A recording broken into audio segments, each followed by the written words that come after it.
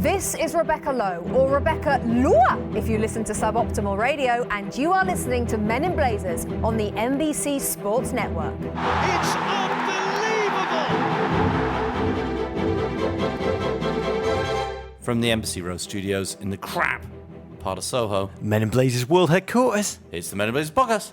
Toppling the patriarchy since 2010. Speak for yourself, Rog. It's been quite the week, Davo. Uh-huh. Not just for Manchester United fans. Yeah. New York and the old bombings. Yeah. Wish everyone injured and their families speedy recovery to full health Yeah. and courage. Wild time, Davo. Mm-hmm. Trying to do work, trying to immerse yourself in football while the manhunt is on across the tri-state area for Ahmad Khan Rahami. Sometimes I'll say this, football feels a bit too light. And other times I realise it's the only thing that can actually numb the pain, David. Yeah. We got him though, Rog. We didn't. We had nothing to do with it, but he has been caught now. And won't be doing that again, naughty boy. You know, one of the stories I found most fascinating around the whole Rahami capture. Yeah. They found out ISIS actually wanted Donald Trump presidency. And so I want to say, CIA analysts who listen to the pod, if you picked up any chatter about who ISIS favour winning the Premier League, Yeah. I'd love to know. That's interesting. I'm sure they mention it. Is that interesting? I've got who's your gut say? Because I've got a feeling Arsenal. they're proper Chelsea. Without any doubt, You Arsenal. think? Oh, my God, Arsenal, yeah. Why? Just even terrible terrorists enjoy attractive football. Don't you think it's a little bit the highs and lows of Arsenal fans would fit in with the sort of Emotional radical, swing. the idea of radical Islamist terror? You know, the more I think about it and focus, I don't think they're proper Chelsea also have a Jewish owner. I think you made a good case there, David. I think actually, if you really believe in the caliphate, Yeah. you're probably a Tony Pulis West Brom fan. Yeah, or Hull. Yeah, They like They like Snodgrass. it grim. Yeah, we will have to see. Who knows? I don't exactly know who you ask to get the answer to that question. I'm just saying, I'm sure CIA analysts who are Squawka have an opinion. GFOP CIA operatives. Yeah, let us know. David, I've got to say, I've been feeling hyper emotional anyway this week. Not just the birthday week, Yeah, because I actually don't give a crap, as you know, about my birthday. yeah. That's why I don't mind that you've not got me a present. Oh, But- interesting. But this, Interesting. this was the year I realised it was Kaelin, cancel Roger's gift. Cancel it. the fake one that you Right? didn't get. You got it. Yeah, thanks. Yeah, the big one. Oh, that Thanks. looks like a big polystyrene check she's putting Thanks. away. This birthday marked the moment that I've spent over half of my life in the United States. Real milestone. That's amazing. I passed that around 67. Yeah, I find it very moving Yeah. and very meaningful. Has this moved you to actually do the paperwork to become an American citizen yet? I'm on it. I feel like I need to work in tandem with someone on that process. It feels like only yesterday that I moved here, David. I Yeah. remember the first year I moved here, I realised, and I found it quite shocking, at the end of that first year, I reviewed my year, and my big takeaway that it was the first year of my life I'd ever drunken more coffee than tea. That was a very profound identity crisis. I'd never drunken coffee before I moved to America. Suddenly I was working in an office where everyone just constantly was like around the cheap little coffee mate, like everyone was there and you had to be there.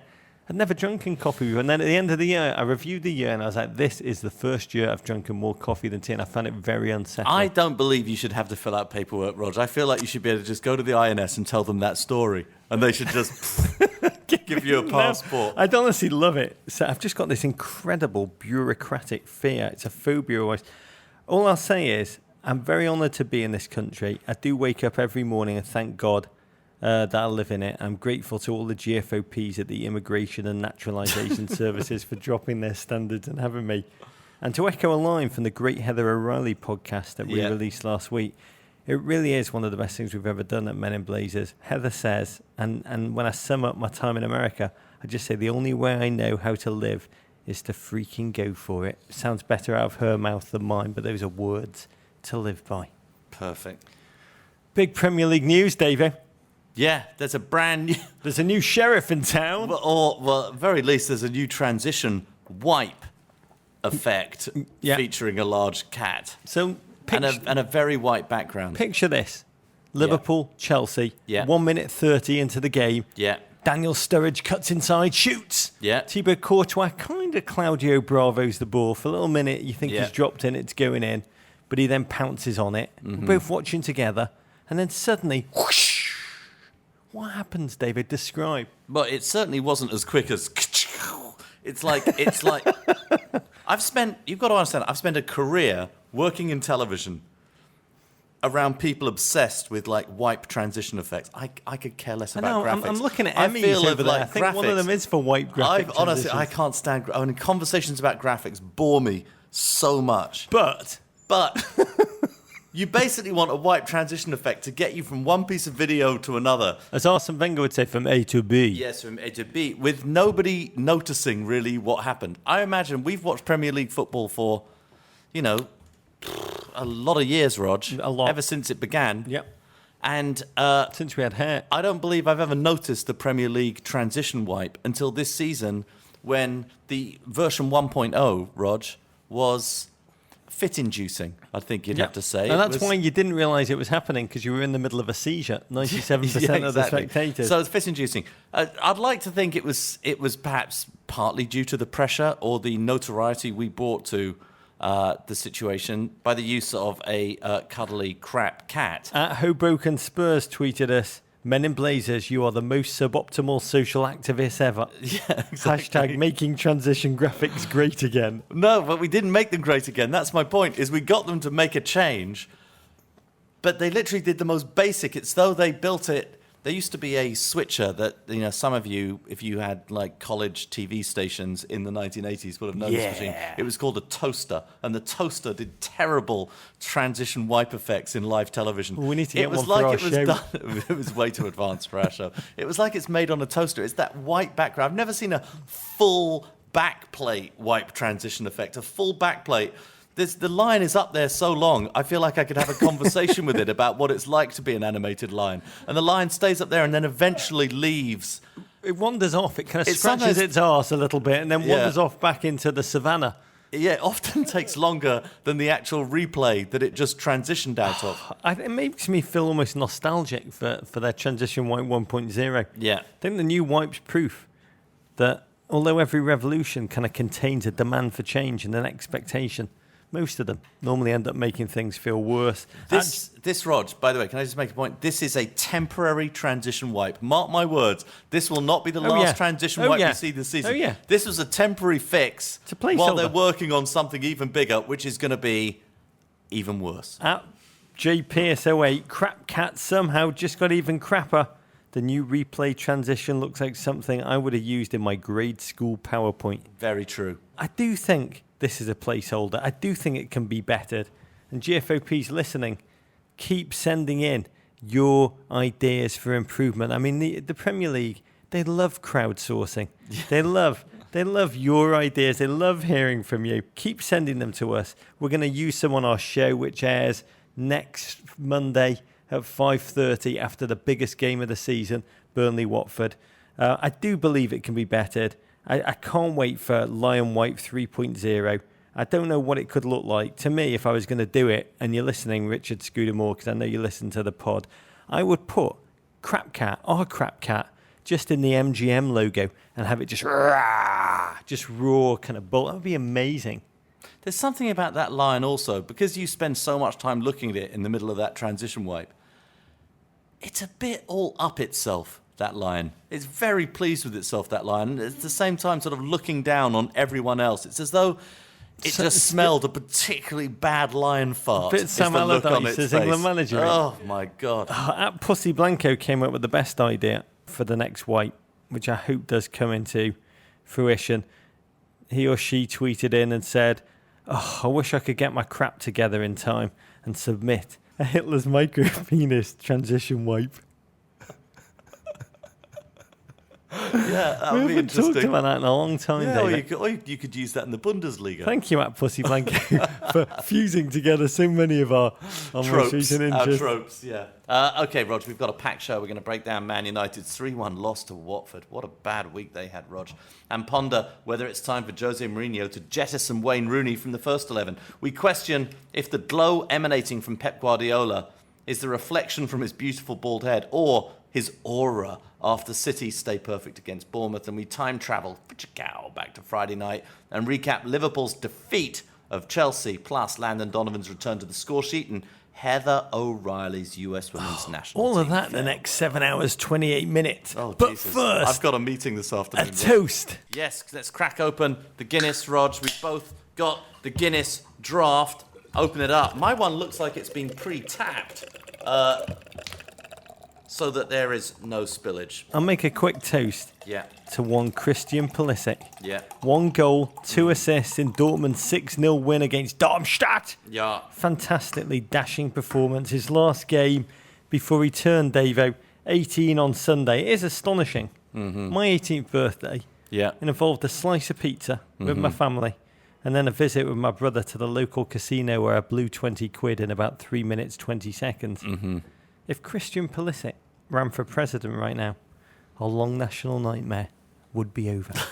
He makes far too much sense, Rog.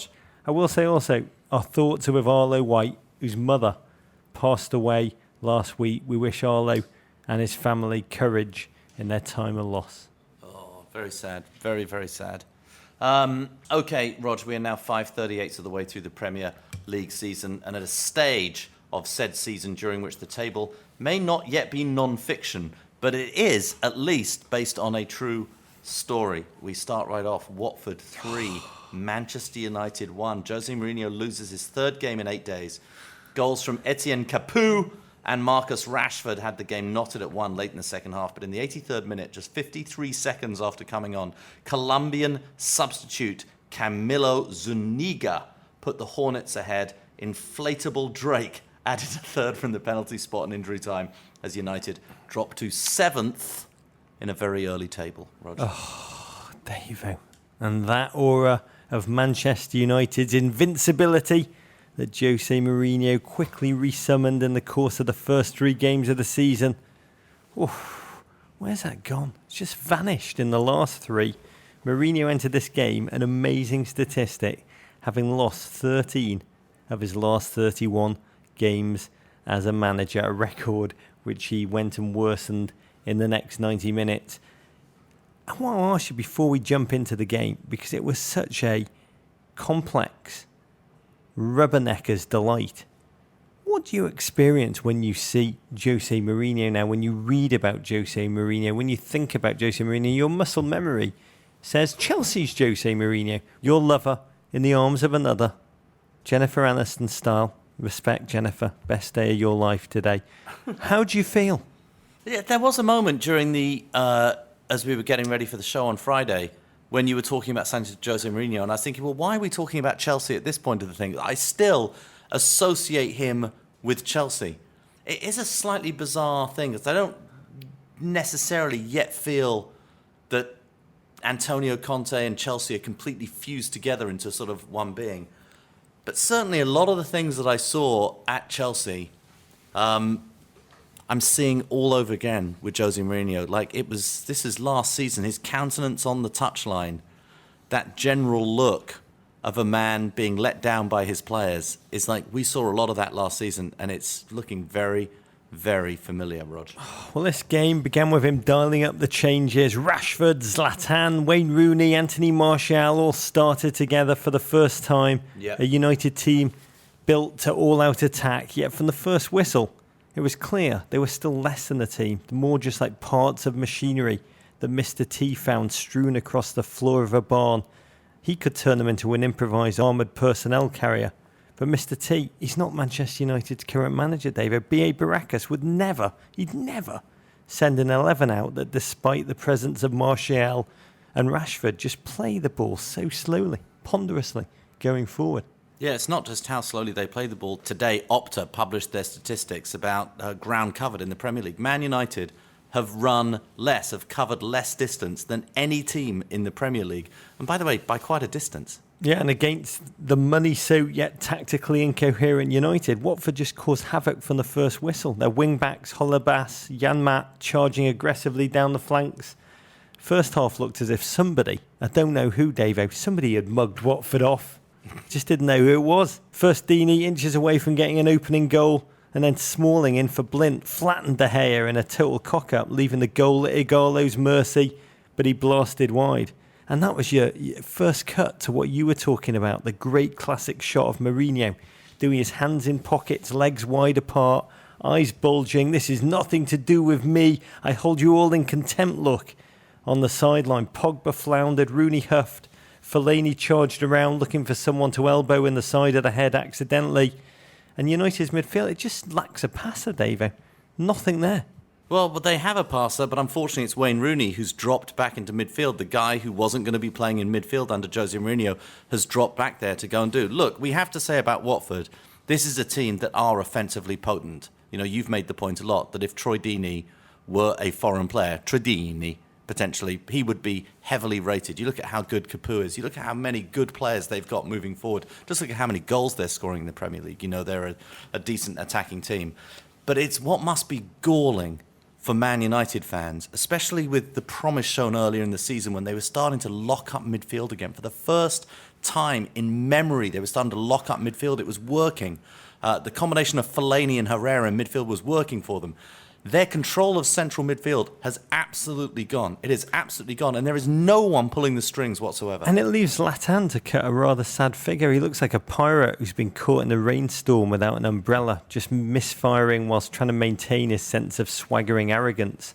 And you've got it, Zlatan, Pogba, Rooney not clicking, largely down to one reason, Rooney.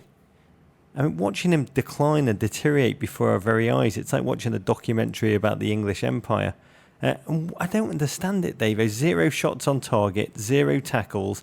The balls he plays, kind of scatter shots, stressed and threatening.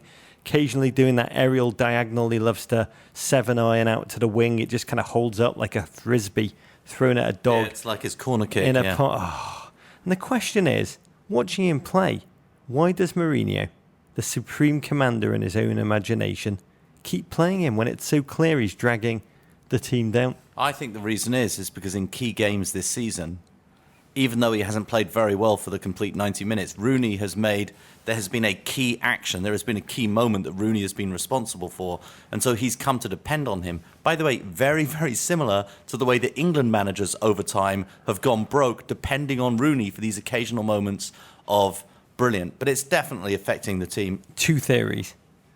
The players talk about the intangibles that Rooney brings. They talk about what he brings to the locker room, to the club culture, that he's a beloved leader. They say to lose him would be essentially to like pull a key Jenga piece out of place at the wrong time. See John Terry at Chelsea. And I don't quite buy that. It's not Mourinho's style to be afraid to do that. But there's another theory that's floating around. United, not just a football team, but they're a commercial entity. They're Manchester United Limited, Class A ordinary shares bought and sold on the Nasdaq. And Rooney is a key face of that commercial entity. You can Google Rooney wine commercial and see the wine brand that he's a face of in China right now. You had a good name for that wine. Good suggestion. Wayne Rooney. Wine Rooney. Yeah. I'd drink that.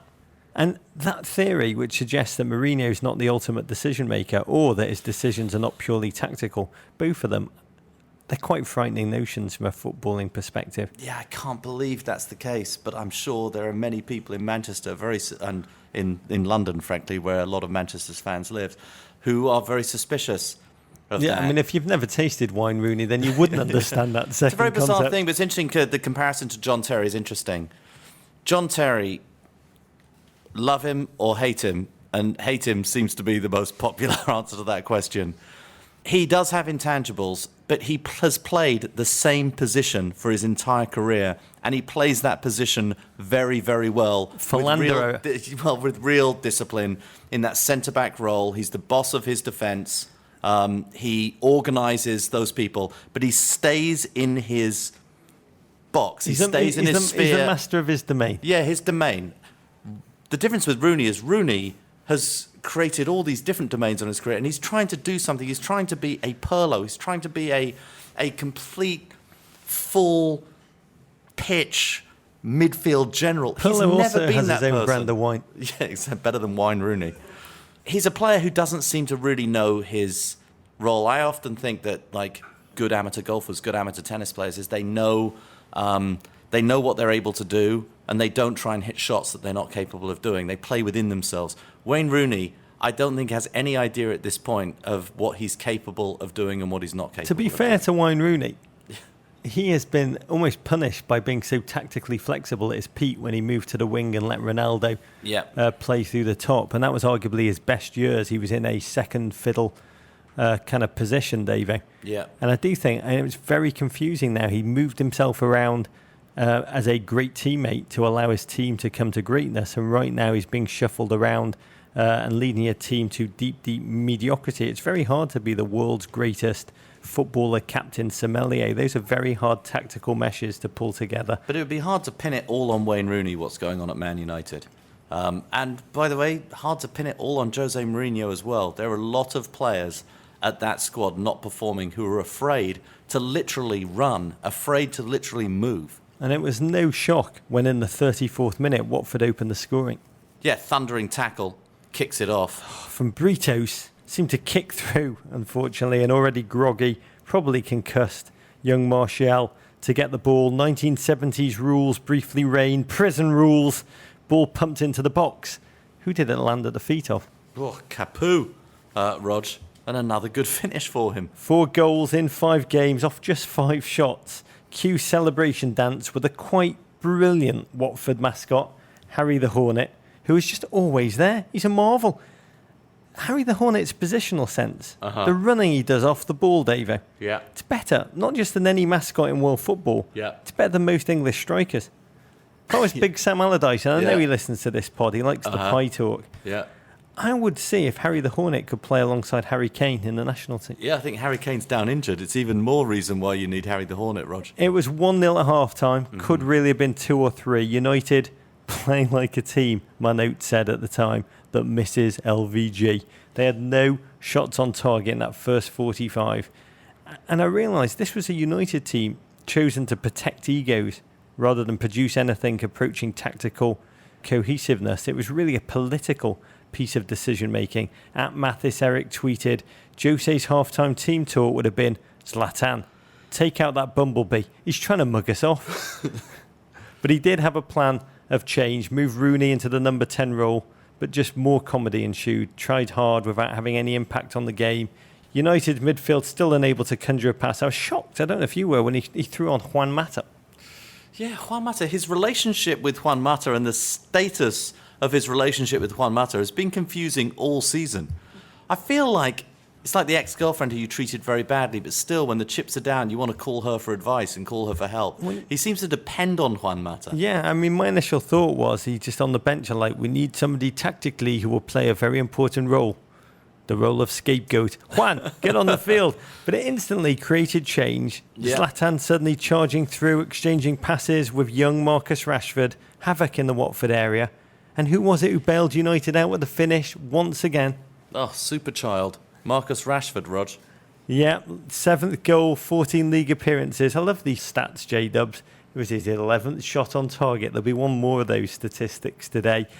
We've said before how Marcus Rashford reminds us of 11 from Stranger Things, but without the nosebleeds. Eric Howell tweeted us, that would make Fellaini dusting, which I love. EA FIFA comes out next week with an amazing career mode in which you can live the game through the rise of a young talent they've called Alex Hunter.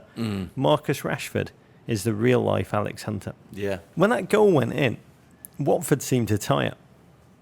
It did feel like there could be a flip in narrative. Walter Mazzari threw on a super sub of his own, 30-year-old Colombian Zuniga, and within 53 seconds... Yeah, Hornets go ahead. It just shows the power of a well-timed substitution. And Man United just looking listless, losing focus at a point in the game when they were really on top. Yeah, I mean, it was a flowing move down the flank, deep pullback, neither Fellaini nor Pogba tracking back, and Zuniga plenty of time to place the ball behind the desperate De Gea. His last goal came 5 years ago for Napoli. Last time we did anything of consequence on the football field, it was to knee poor Neymar in the back in the quarter-final where he fractured his vertebrae. But within a minute of coming on, he'd had more impact on the Premier League game, arguably, than Paul Pogba has in his last 5. And what shocked me about the debacle down the stretch, Davey, how little leadership United exerted. Yeah, they were very deeply, little. deeply challenged. And, we were chatting about Zlatan 3 weeks ago, about how his desire to win is going to infect this whole team. He won't allow anyone to be mediocre.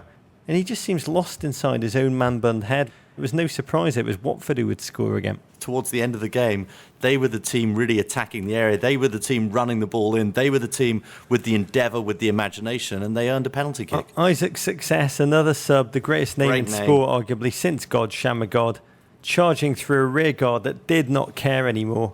Zuniga tripped by Fellaini, most lackadaisical defending I've seen on a Mourinho team since, well, I guess the Chelsea meltdown.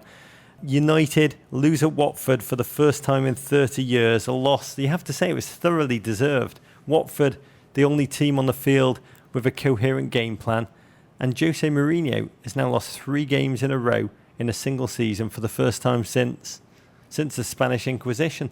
Were you surprised by how he responded to it, Dave, or was it just Chelsea wrote throwing the players under the bus? Well, no, look, it's not Chelsea wrote at all. This was his final season at Chelsea. This was a manager who, for years, didn't single out players, or very occasionally did. He would, when he really had a point to prove to a player, he did it. And actually, earlier in his career, he did it to great effect. He turned Joe Cole into a much better midfielder when he called him out for not tracking back. He had other examples where he... Hazard. Yeah, where he made a difference to that player. I'm not sure that he earned their sort of undying devotion, but he made a difference to those players by calling them out. But he did it very, very occasionally. In his final season at Chelsea, or his final part season at Chelsea, and this season, I have heard him more calling out players and calling out the overall players' confidence, their desire, their... Individual mistakes. Their ability to handle the pressure he's calling out on. He always used to put himself and make him the one that had to handle the pressure, to take it away from the players, and now he's putting it on them. Yeah, he said, my only doubt is the way my players can cope with negative moments, then creating a ton of negative moments of his own by throwing 4 of his back 5 under the bus, criticising them publicly, something that's surely going to go a long way to helping them experience pressure and responsibility. I predict a string of expose stories leaking out from that locker room over the course of the next 10 days. To paraphrase what I think's going on at Old Trafford right now, quote from Francis Ford Coppola about the making of Apocalypse Now comes to mind. We were in the jungle. There were too many of us. We had access to too much money, too much equipment. Little by little, we went insane. 6 points behind Manchester City after just 5 games. At John Yule Cook tweeted in, do you think Jose Mourinho will cut Wayne Rooney's break lines himself, or does he have an intern who does that? No, it's hard to know. Look, a week ago we were talking about Man United. This is before the Feyenoord game, before this game. Look, they'd lost a Manchester derby. It was a hell of a football game. The derby was back. You know, Jose Mourinho had said that the derby came too early in the season. It was after an international break. And I'm sure his reaction after that derby game is he was going to call out the players because he was trying to get a reaction out of them. Now, having done it 3 games in a row after the loss to Feyenoord, the loss to Watford, the optics certainly are very, very different on this team. The underlying reality, I still believe this is a world-class squad. I still believe this is a world-class starting 11. I still believe this is a world-class manager. And I don't believe that this is a world-class Premier League yet. Man City are emerging, but I don't believe it's a world-class Premier League. I think there's a lot of parity. It's not over for Man United. This is not what will happen. This is not the way that players of this quality should respond. But I was saying the same thing after 5 games at Chelsea last season. So I don't truly know, but I feel like they're going to be fine. I think Rooney will be dropped this weekend. I think Mourinho deserves time. His problems are clear. But I think his turbulent start has been enhanced by Pep Guardiola's perfect beginning over the road at City. Yeah. He's like the Ned Flanders to his footballing Homer Simpson. Good point. He's like, oakley dokley neighbour, or however you say that in Catalan. But what is fascinating is what began as a managerial challenge to restore Manchester United's kind of peerless reputation. And a challenge which he was living up to very, very early. It's very, very early. But it's quickly turned into a quagmire, yes, without a doubt. It's quickly become a quagmire into which Mourinho's been sucked in and has transformed the challenge because it's now his own reputation he's got to fight for. Without as a the doubt. English media are beginning 5 games into the season to ask if Mourinho has lost his cutting-edge tactical mojo. The average one. Crazy knee-jerk reaction. We should say signature win for Watford to bolster Solid start to their season. New coach Walter Mazzarri, mocked and doubted by many when he was appointed. Mourinho, back in his Serie A days, had once called him a hard-working donkey. Oh, he must be absolutely thrilled. At Dante Florence tweeted, America preparing itself for an influx of bright yellow Watford kits and Drake in a fat suit costumes this Halloween. Yeah, we will see, Rog. It's going to be fascinating to see how Manchester United respond moving forward.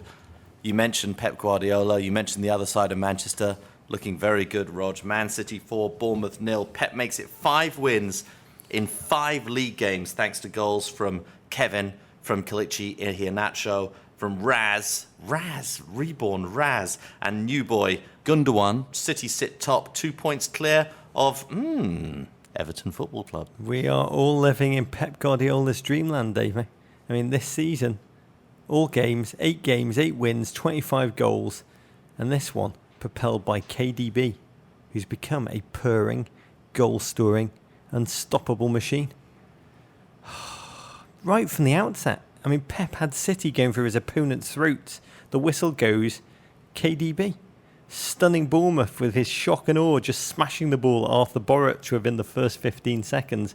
Kind of set a note for the rest of the game. The amount of time that KDB has on the ball every single time he has it, his speed of thought, his speed of movement, his precision, he just passes. Every pass is so precise. Every move is so precise. You can just feel you can feel the crowd through television just sort of rising to their feet, getting on the edge of their seats every time he touches the ball. It's just great to watch. Bournemouth dug in, hoping to counter, nick something off a set piece or a benefit from Claudio Bravo if he was still incontinent from the week before. First start, though, for Arsenal loanee Jack Wilshere, as Tim Tebow is to the Mets.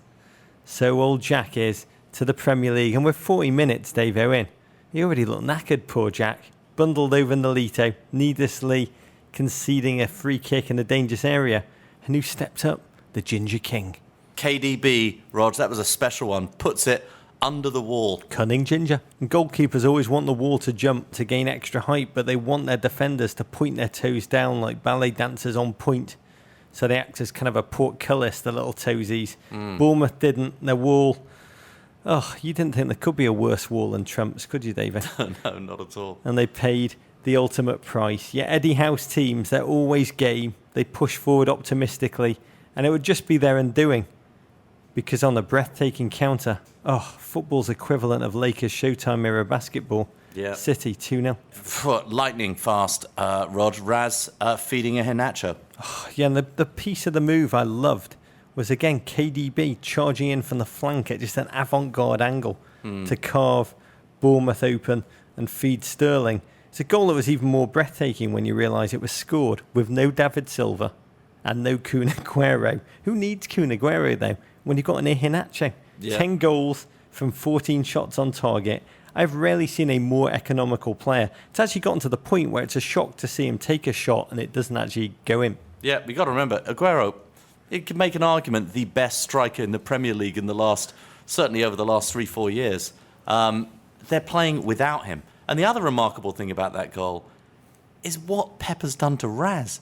Raz, honestly, every time he gets the ball, I think something good is going to happen. I've never felt that about Raz. I've felt the opposite about Raz every time he gets the ball. The only explanation for that is the Rebecca Lowe effect. Yeah. But, De Bruyne. Pep said after the game, Kev is a special player. Without the ball, he's the first fighter.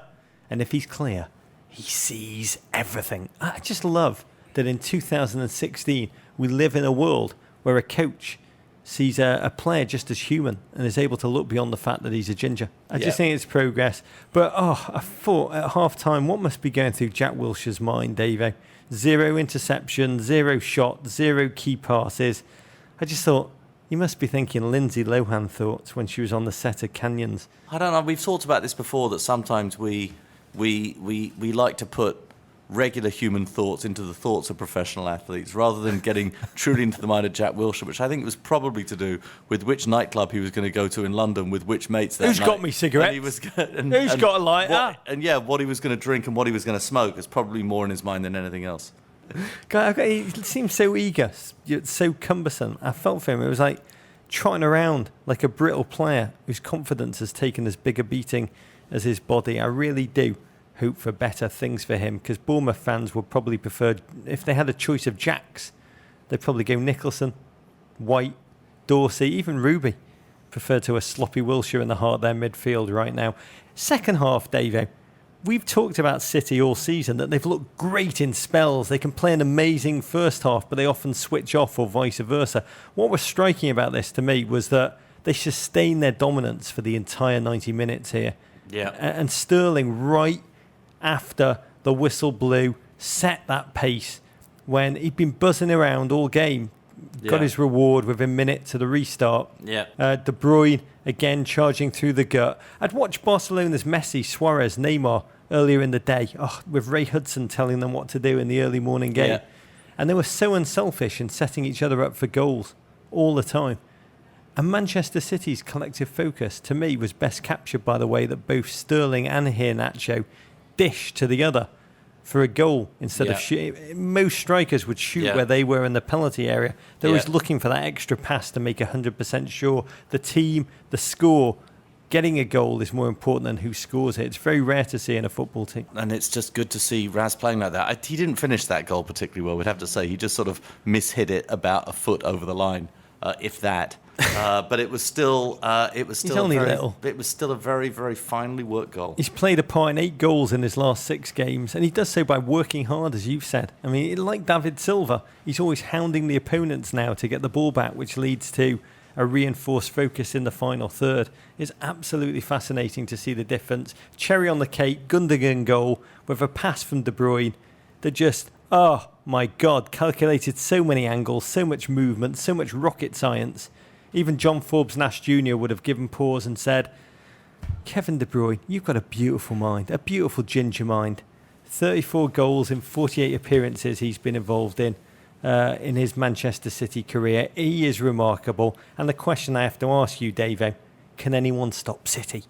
Hard-hitting football questions. Yes, we're Is only it City's title? We're only 5 games in, and they will meet adversity at some point. This squad is very, very, very strong, though they're going to get Aguero back. I'm not still convinced about their back line. I do, however, feel like Otamendi is defended very well, particularly. Claudio Bravo had an event-free weekend. We didn't even think about it. We didn't even mention him in our report on that game. So if they're going to have problems, it's going to be at the back, but no signs of it so far. I interviewed Vincent Kompany a couple of years ago, and he told me that for City, a team like them with so many players, so much money, so much luxury in the club culture, their greatest opponent was complacency. So it was very interesting after the game to see Pep's already talking about that. He said, complacency, not going to happen. I'm not going to accept it's easy because it's not easy. That's not going to happen while I'm here. We've got a lot of work to do. It's only September. Cracking game kicked off the weekend, a Friday night fixture. Rog, Chelsea 1, Liverpool 2. Jurgen Klopp's side marches on Stamford Bridge and hands Antonio Conte his first defeat as Chelsea manager. Liverpool took a 2-0 lead behind a tidy, more than tidy, 17th minute Dejan Lovren finish and an absolute wonder strike from Jordan Henderson in the 36th minute. Diego Costa clawed one back in the second half, but it wasn't enough. Liverpool moving to 6th place, level on 10 points with 5th place Chelsea. Yeah, I mean, a fascinating game, not least because just the atmosphere. Stamford Bridge, Friday night, lights off, dry ice. Yeah. Oh, felt all like a Phil Collins No Jackets Required era live show. Big story before kick-off, David Luiz returning for his second coming. But the big question on this night, in what was an incredible helter-skelter game, both sides top-heavy, yet defensively brittle, whose defence would cock up first? Yeah, I think very, very clearly the answer was Chelsea's defence, failing to react to a quickly taken set-piece down the left. The ball comes back to Coutinho, and what a cross he sends into the box. Chelsea players getting together for a team meeting by the penalty spot as the ball went to the far post. They got sucked into the quickly taken free kick, and Dejan Lovren with a absolutely fantastic finish. beats Courtois. Yeah, you could see that the David Luiz influence on the Chelsea backline noticeable immediately. They were just marking each other en masse in that middle. Dejan Lovren totally stunned when he thrashed the ball home. That as he ran to the cameras, that look on his face, he was like, I'm supposed to be crap. How have I done good? But so many great cutaway match director shots right then. John Terry in the stands, no surprise, sneaking a furtive look at his best mate's DMs. But age 35 still, inexplicably, Chelsea's most reliable defender, and Roman Abramovich slumping into his seat in despondent, impotent malaise. An image I like to call, does money really buy you happiness? Yeah, don't know about that. Yeah, John Terry, I mean, not just Chelsea's most reliable defender, but what is very clear when John Terry doesn't play, he organises the Chelsea defence. More than organises it, it's like he's got a team of absolute half-wits who play next to him in defence, who he has to literally tell, often using sign language, where to go and stand and when. And watching Gary Cahill play without John Terry next to him, it's literally as though his PlayStation controller has been stuck in the side of the sofa and he's just like moving around on sort of like auto robot. But it wasn't just the back line. Chelsea couldn't get any purchase in the midfield. They were just out-hustled, out-charged, out-thought, out-intense, utterly overwhelmed in that first half. Yeah. I mean, if Firmino was playing and not Sturridge, the game could have been over in the first 45 minutes. I mean, Henderson swarming, Wijnaldum, Lallana pressing in harmony, and Liverpool, such a stranglehold on that game. Klopp later described the performance in that first half as football from hell, which sounds better out of his mouth than mine. But it's a great description for the intensity that he can bring to Liverpool that few teams can compete with. And it was Hendo, or to give his full name, the much maligned Jordan Henderson, who made it 2-0. Yeah, from a throw-in. This time Chelsea went to sleep on a throw-in. And the ball came in, and look, it was a great finish. Very, very tough to ultimately defend against that goal once you've given Jordan Henderson that amount of space. You don't expect it to go in, particularly not from Jordan Henderson. How many times have we seen that ball sail over the bar, but not this time, Rog? Yeah, I mean, I will say he's taken and missed that shot pretty much every game for the past 3 seasons. Finally, he pulled it off, but that first touch to deaden the ball, a ball he didn't know was going to land at his feet from Cahill's blown clearance. I've watched it over and over again. It's just anticipation and execution and silencing the haters with that celebration, that full-throated roar, charging away from goal, just discarding layers of stress, fear, self-doubt as he slid his undercarriage along that turf, the face of a club captain in the post-Steven Gerrard era, whose very presence on the field had been questioned this season after a run of poor performances and intense scrutiny. I loved the Klopp cam, which captured little Marco Gruich's face in the yellow bib on the subs bench, just so full of wonder, like Augustus Gloop, the first time he glimpsed Willy Wonka's chocolate river. But in the second half, you had a bit of hope. Well, I mean, Matic came to life. I mean, it's interesting, Antonio Conte's selection. He's obviously, Fabregas is out of favour. He's forgotten all about my favourite player, Ruben Loftus-Cheek. He's playing a 2-man midfield behind his 3 smalls of Matic and Kante. And, you know, both of them sort of seem to get in each other's way, seem to play the same role. They're both defensive players. They don't really move forward. He must have said something, Antonio Conte, and probably not something particularly pleasant to Nemanja Matic at halftime, because Matic was reborn in the second half. In fact, Matic performed in a way that I haven't seen Matic play in a couple of years. It was amazing to see, really getting forward, really cutting out those passing lanes, both playing well with the ball and without the ball. And it was him who set up Chelsea's goal for Diego Costa. Cuts in to the penalty box, cuts it back to the much-hated Brazilian/Spaniard, and Diego Costa with yet another goal. Yeah, and it shows that he's added a new dimension to his game. He can now score without a yellow card, sending him to the abyss of madness. 5th goal of the season for Diego Costa. And you know, Liverpool, they've scored a ton, but they are so vulnerable defensively, and they have a tendency to tire and switch off. They fade in games. And narrative, it did suggest a comeback. It suggested a Liverpool capitulation. I'm sure many Liverpool fans listening will have found that last 30 minutes just agonising to watch. But the team actually defended well in this game. Matip and Lovren developing the kind of partnership a team really needs when they play Mignolet in goal behind them. But in truth, with the jugular showing, Chelsea were very poor.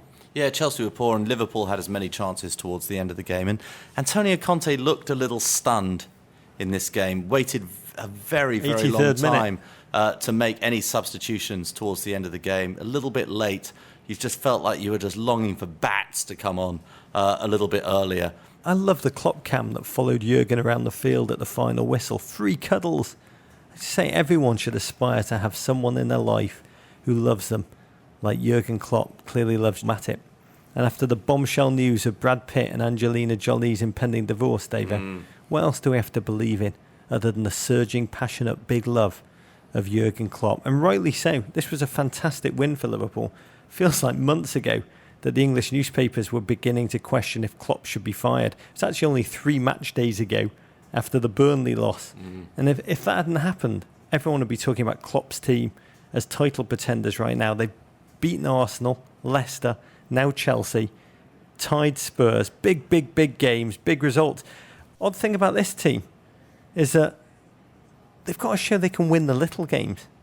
The Burnleys, the upcoming games against Hull and Swansea, over the last 12 months, they've shown they can get it up for the big moments, but they need to summon a consistency against the minnows to make their long-held dreams come true. And remember, last season, there were a lot of times when this is a team that performed much better away from home than they did at home. And I know that they have, the Burnley game was meant to be a home fixture, which they moved to Turf Moor. But this was a team that when they had possession of the ball, when they weren't just gegenpressing like mad, they struggled a little bit on occasions. And it'll be interesting to see how they do it. Having said that, when I look at Manchester City and look at the way they play football, the only team I've seen so far this season that I think would cause Manchester City some problems, that is Liverpool. For Antonio Conte, Arsenal away, you feel it could be a definitive game for Chelsea's season. Your fans very hasty with their criticism of his substitutions, over-reliance on Costa, inability to fix the defensive problems. A loss could trigger the first signs of smoke at Stamford Bridge, and the Roman Abramovich summoned meeting, the first one that takes place alongside the crocodile pit with the trapdoor on top of it.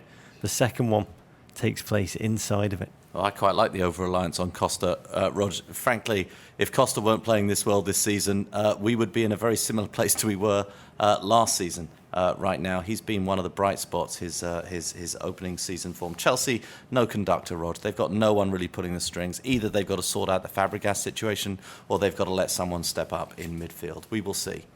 Hull City 1, Arsenal 4, Rog. A comfortable win over the Tigers gives Arsene Wenger's side their third win on the spin, and Alexis Sanchez brace and goals from Theo and Granit Xhaka move the Gunners into fourth. Mourinho's travails, Chelsea's teething problems, given Arsene Wenger some cover fire, David, and he's righted the Arsenal ship. This team, 3 straight league wins. Let's forget the self-sabotaging of a Champions League draw for a minute. This game, a waspish Alexis Sanchez amidst unsettling, swirling uncertainty about his long-term relationship with Arsenal. He netted twice, missed a penalty, but it was really Theo who took the plaudits, netting his 100th career goal after a delicious Iwobi backheel flick. I love watching Iwobi. He's like a real Wenger player from the old glory days. Quick, intelligent, creative. And you mentioned Theo, bounced back after not being selected for England, Roy Hodgson's final England squad at the Euros this summer. Theo's bounced back well, and he's shown a lot this season. I respect that about him, a player who's come in for a lot of criticism. There's a momentary wobble when Real Madrid's Robert Snodgrass thrashed home a penalty, raised the spectre of a 10-men comeback. But it wouldn't be Arsenal without a brief minute of fan sphincter tightening. And on this day, the Gunners showed spine. Sanchez charged down the other end, put the game away immediately with an emphatic finish after Walcott created scraps. No shame for Hull. 7 points off their first 5 games, in the middle of the pack, set to confirm the wonderfully, richly deserving Mike Phelan as their permanent manager, and a ton of positives for Arsenal. How often do we say that? Not enough. Mustafi, solid performance, late cameo, thumping long-range, breathtaking strike by Xhaka, Jordan Henderson style. And Arsenal's long-suffering fans, you have a rare weekend off the psychiatrist's couch. Nipple clamp free Saturday for you. And with Chelsea awaiting, you might just need it. Yeah, absolutely. Tottenham 1, Sunderland nil. A 59th minute goal from Harry Kane highlights a ho-hum Spurs win at White Hart Lane. Tottenham remain undefeated on the season, move up to third. But Monday night, Spurs fans got some no bueno injury news on their star striker. I mean, this week for Spurs fans started with the peak Spursying of the Champions League. 85,000 fans packed into Wembley, hanging Spurs symbols all over North London, and they then proceeded to wilt against an unfancied Monaco in a game which Pochettino accused his side of lacking passion. And they changed that on Sunday in a performance against, I'll say, an oddly clad pink and purpled Sunderland. Yeah, it was an odd strip. Couldn't imagine Sam Allardyce managing that pink-clad squad, Rog. I don't know who would have looked at that jersey and been like, yeah, that's the one that we're going to win in. It's a jersey that's chosen perfectly for a relegation dogfight. And they had passion, Spurs, if not clinicality. Because from the very off, Sunderland's game plan, it was like watching a castle under siege. That potent-looking Spurs midfield, Wanyama, Dembele, and both Newcastle Sissoko and France Euro Sissoko alternating between the different moments. Yeah. Just kind of fired shot after shot, like diseased, deceased cows flung over a castle wall by catapult at the England under-21 prospect, Jordan Pickford. It's fantastic. Yeah, Pickford looked really, really, really good. I mean, I joked on Twitter, there was a lot of talk about, oh, he's so good at kicking the ball long. He can kick the ball so far that on that basis, Jordan Pickford seemed destined for the England side. We've really lowered our standards in goal. But he does. He looks assured. He looks like a leader. Looks like he can give some good tunnel game, Rog, which is going to be very important for the natural successor of Joe Hart. 50% of the battle. Yeah. 19 shots for Spurs in the first half alone. 8 saves for Pickford. Should have been 6 or 7-0. Spurs so dominant. And this was very David Moyes football. Grim, determined, organised, unambitious. And he was undone in 1 minute of switch off by one of your old boys, Papa. Djibouti. Chelsea reject, failed to clear the ball when it dropped to him in the box, preferred to just calmly roll it towards Harry Kane, who didn't hesitate and prodded it home from close range. Yeah. And 1-0 Spurs. And they're looking in quite good shape. Yeah, this competent day. Not a dazzling victory, but then undermined by the late injury to Kane, who jammed his ankle and falling awkwardly. It was so sad to see him depart on a stretcher. He stuck his little thumb in his mouth. And then there were tweaks for Dyer and Dembele. Both had to go off. And Tottenham fans have got to wait for the results of a second scan. They know it's not broken, Harry Kane's leg, but they've got to wait to see the extent of the ligament damage. Could be out for up to 2 months, with the nervy play of Vincent Janssen doubling their fear and apprehension. At Snowbound Ronin tweeted, only Tottenham can make 3 points feel like a loss. We will see, though. I think they're fairly well placed. I think that team are going to come good as the season goes on, Rog. Talking about starting to come good, Leicester City 3, Burnley 0, 2 headers from record signing Islam Slimani and a Ben Mee own goal. See the Foxes match their midweek Champions League scoreline against Club Brugge. Yeah, they won 3-0 in the Champions League game. They had to prove they could do it without the catalyst of those dulcet champions ringing out before kick-off.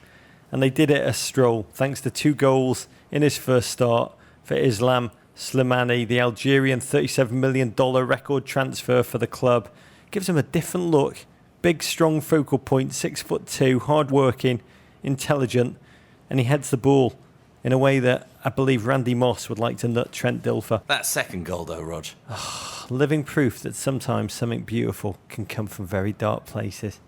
Jamie Vardy, that flicked on cross. It was like the touch of a poet, his slightly racist little foot arcing backwards to readjust the flight of the ball onto the big Algerian's head, and he nutted home like a Josh Richardson dunk. I say, Slimani, the best Islam since Yusuf. Yep, that was a Cat Stevens joke.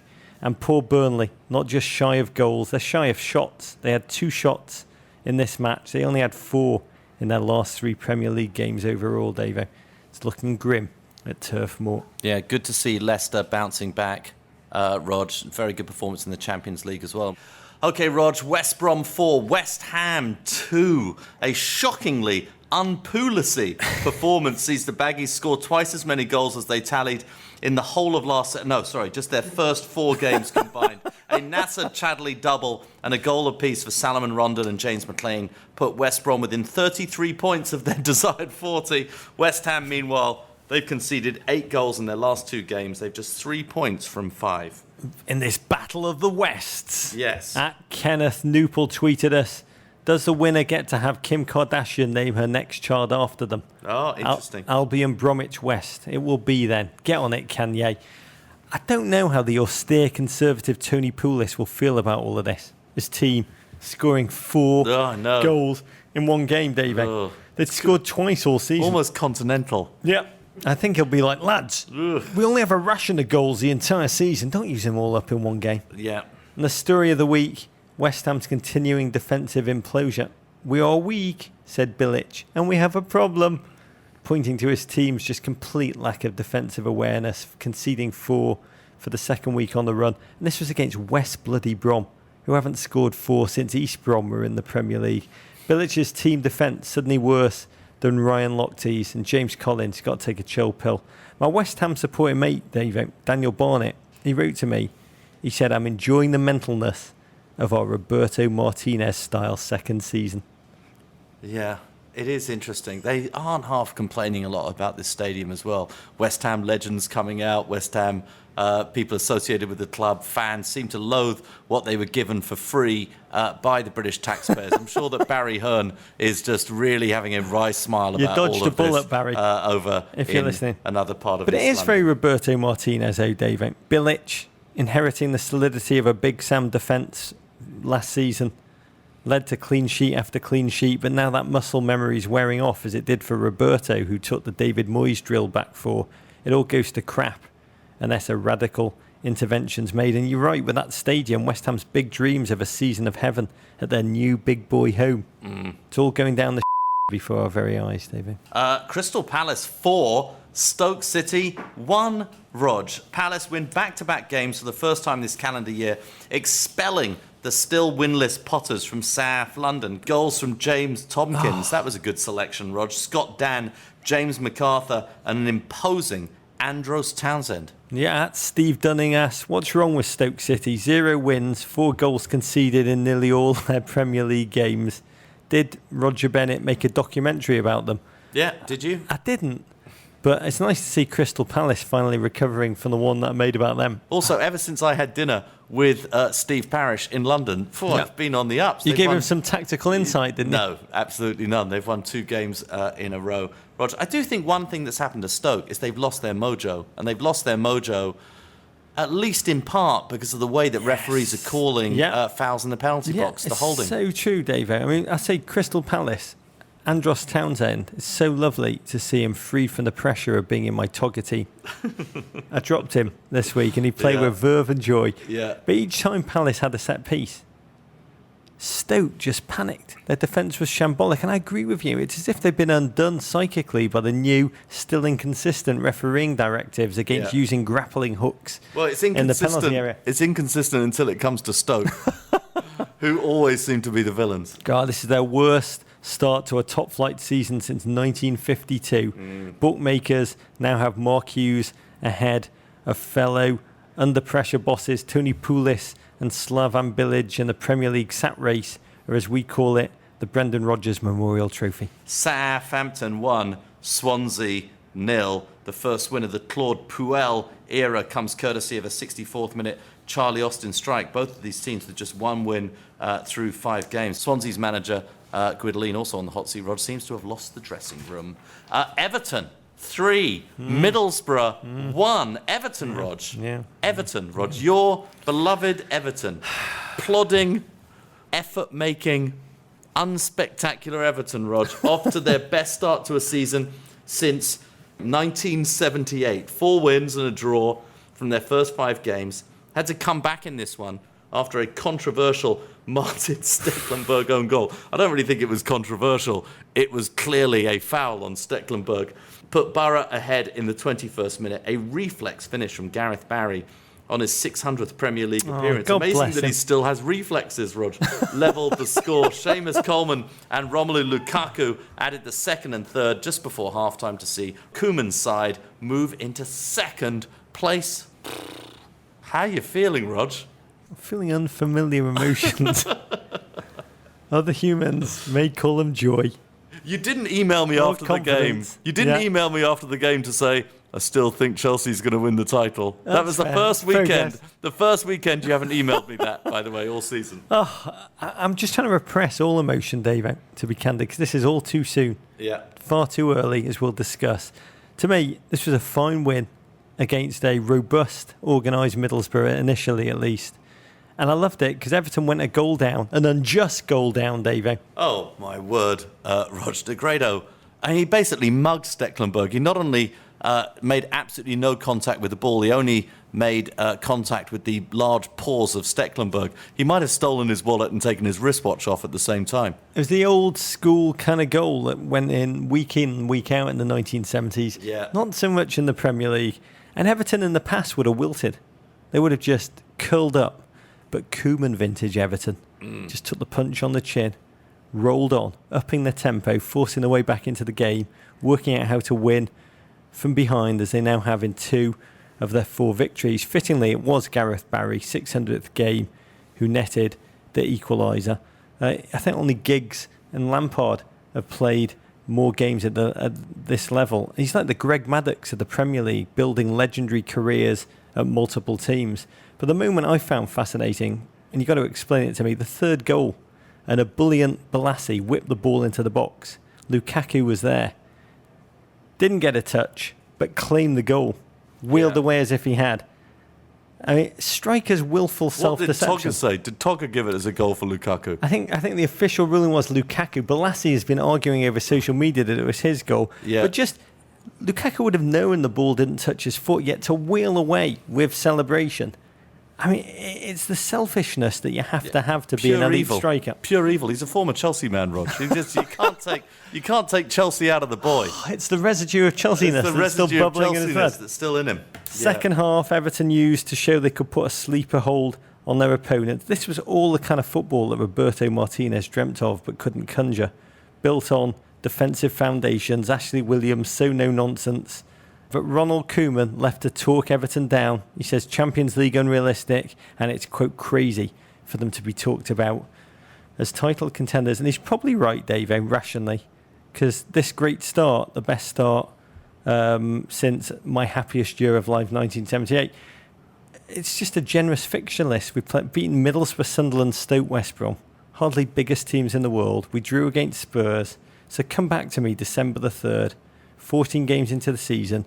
We will have played Man City. We will have played and beaten Chelsea, played United, and we'll have a greater measure of this team. Yeah, well, in a league of some parity, though, Rog, getting off to a good start is very important. Getting your goal scorers scoring, getting your defenders defending, getting your midfield working, getting the belief in the manager. I think they look very good. I'm not going to taunt you because you haven't sent me the email this week saying, I still think Chelsea are going to win the title, Davo.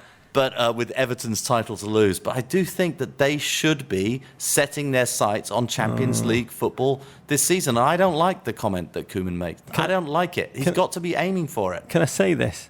Nigel rules are in full effect. Oh, they are. Which are? From here on in, I will not curse Everton by mentioning their name again on this podcast. And like Macbeth is the Scottish play, I will here on only refer to the Blues as Nigel. I want to say Everton. That was the last time their name will be mentioned on this podcast. Everton. I will say one quick thing. Yeah. I feel a bit sad that they've taken away my losing. It's all I've got. It's such a part of my identity. Yeah. And I don't know what to do with it. It's just like having hair. It's just an unfathomable concept to me. And a GFOP at Rusty AHM wrote in to suggest that he thinks I'd be a big aficionado of the Korean approach to life named Han. Oh, yes, Rog. Han is the manner in which sad emotion is stored up and even cherished. Koreans like to wallow in or enjoy their sadness in an almost romantic way. There's a deep strain of melancholy in Korean culture, and this is expressed in the modern age through sad songs films and TV dramas that offer an unrelenting stream of tragic heroes, unrequited love and bittersweet memories. It's like your Holocaust books, Rog.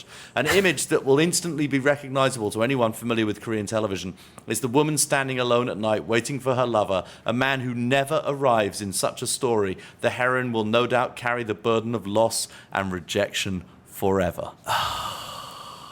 Got to go to Korea, Rog. I can relate. Those are my people, David. Yeah, without a doubt. I miss not watching the games behind the couch all season. I do miss it. And when I do play for Everton, I'm going to play with the word Han on the back of my jersey. Very good, Rog. Oh, very good week for you all over, Rog. Our Togger fantasy football update. A modicum of redemption this week, Rog, as we both cracked the top 1,000 of the Men in Blazers Togger Fantasy Football League for the first time. Having Kevin and Payet in both of our teams helped immensely. You beat me though, Rog. You shaded me. Oh, by maybe 2 points, 3 I think points. a few more than that. JW is absolutely skinning all of us. And Yeah. I've got to say, there's some unbelievable GFOPs who are destroying us on a weekly basis. The thing about Togger, it changes the way you watch football. I mean, Yeah. Manchester United against Watford, I've long said that I would support a team that fielded Ivan the Terrible, Yeah. Himmler, Vlad the Impaler against Manchester United.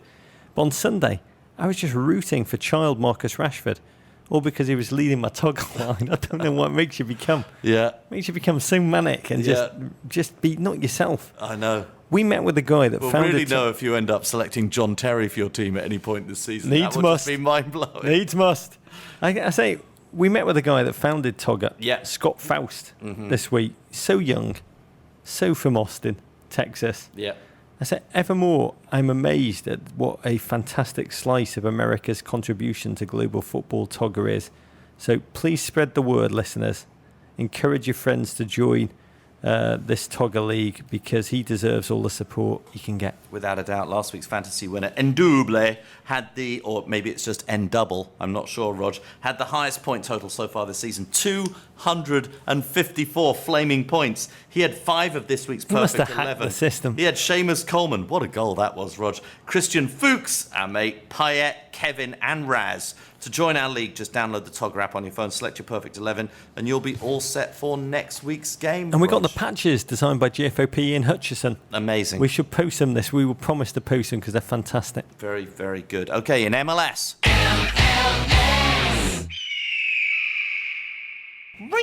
Just 2 minutes after coming on as a substitute, the LA Galaxy's newly unretired Landon Donovan scored the equaliser in a 2-2 draw with Sporting Kansas City Sunday in Kansas City. The win moves the Galaxy into second place in the West, just 4 points behind FC Dallas. St. Landon, Yeah. unretired. He has risen. Scores a goal. Water into wine cannot be far behind. Oh, he wombled onto the field.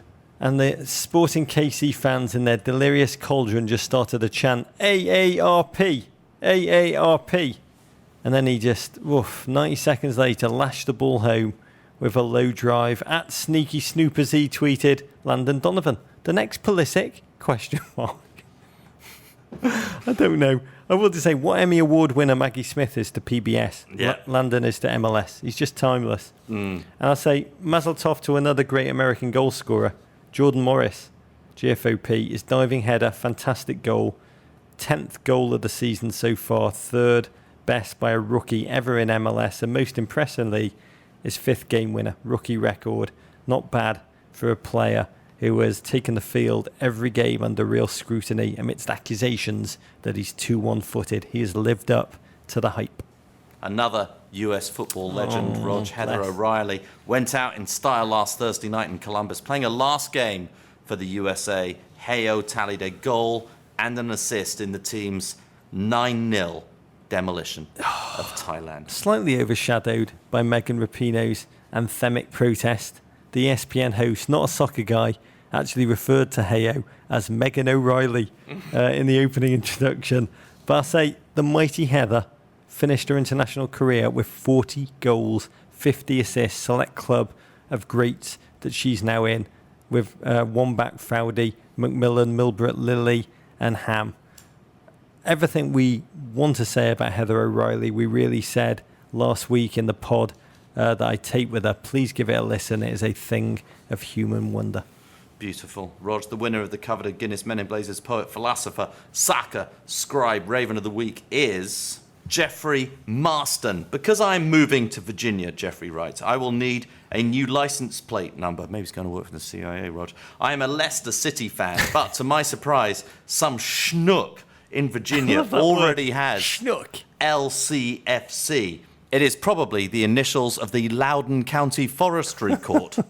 Can you help me? Really? I have 7 spaces that I can use with letters, numbers, dash, and a space. My nominees are LCFC fan, LCFC fucks, or LCFC1. I've decided to continue my public display of affiliation, even though Leicester currently sit tied for 8th. 2 consecutive 3-0 victories gives me hope for the season, especially since one of them was at the home of the Belgian national champs. Yeah. Yeah. Oh, I think your options are pretty clear because you're inhibited by 7 characters. The name you would normally pick as your license plate, VCAB Shriven Mr. Chairman, sadly won't fit. Yeah. You could have chat Yeah. if you spell SHT. Or just go for Or something. GTBNGD. What's that one? Get banged. It would be awesome if you had chat on the front and get banged on the back. Yeah, or 2 It'd be cars. Amazing. 2 cars. Yeah. Or you could just go with something really naturally wonderful that will get people honking at your car up and down the highways and byways of Virginia. Just Yeah. go with J. Schlupp. Yeah, that's a good one. Oh, love it. LCFC Rat is quite a good one. Everybody think of Jamie Vardy. That's the problem, Rog. Okay, your weekend looks like this, courtesy of Mini USA. On Saturday, Manchester United host Leicester at 7:30 a.m. Eastern Time. Later that day, Rog, Chelsea travel to the Emirates to take on Arsenal at 12:30 p.m. Eastern Time. Then on Sunday, West Ham versus Southampton at 11 a.m. All those games on NBCSN. In MLS, the LA Galaxy host the Seattle Sounders. That's on Sunday at 4 p.m. Landon Eastern Donovan Time hat-trick. on ESPN. And the Men in Blazers show returns. Oh, we're sorry. With another super live, super crap episode Monday after Burnley versus Watford. They're giving us the good games. At 5:30 p.m. Eastern Time on NBCSN. And on October the 1st, Yeah. the air date has just been given for my Arsene Wenger documentary. Oh. Which is actually quite good, despite the fact that I'm on it. Yeah. Wow, that's good. Can't wait for that, Rog. There are many ways to connect us. One is through Amazon Emporium, which helps keep the show going. Anytime you go on Amazon for items big or small, just click off the Emporium page. Men in Blazers gets a tiny percentage that allows us to cover the cost of creating the show. What are you putting in the Emporium this week, Rog? A book. Yeah. Where the Jews aren't. The sad and absurd story of Birbishan, Russia's Jewish autonomous region, by Masha Gessen. Yeah.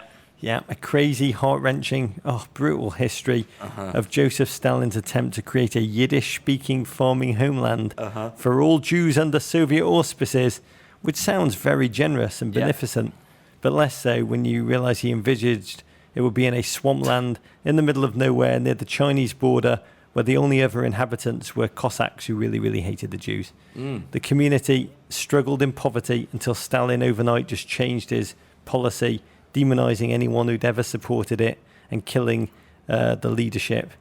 As the writer tells it, the home became the worst good idea of all time. And Birbishan, it still exists, but there's not many Jews there. I've always longed to go before I read this book, but after finishing it, Davo, I think I'm going to go to Seattle instead, which is next on my list of places I've never been to that I really like to go. Smart. I've been to Seattle, Rog. Smart decision.